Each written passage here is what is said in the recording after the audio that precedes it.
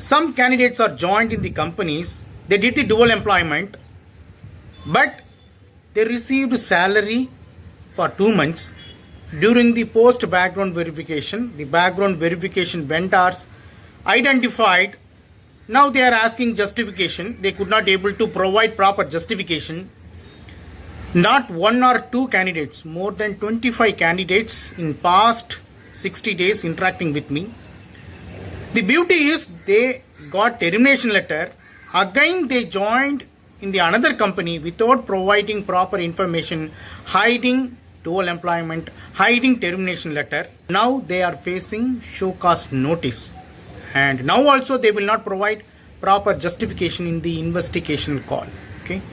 And continuous termination, continuous dual employment, both will kill your job. Okay. So if you face any dual employment related problem for future employment, definitely I am ready to give suggestions. You can interact with me. Okay. My email ID and UPI ID available in this video description. Once done your payment, we will discuss further. Okay. If you really want to move further in your career with your dual employment, you can approach to me.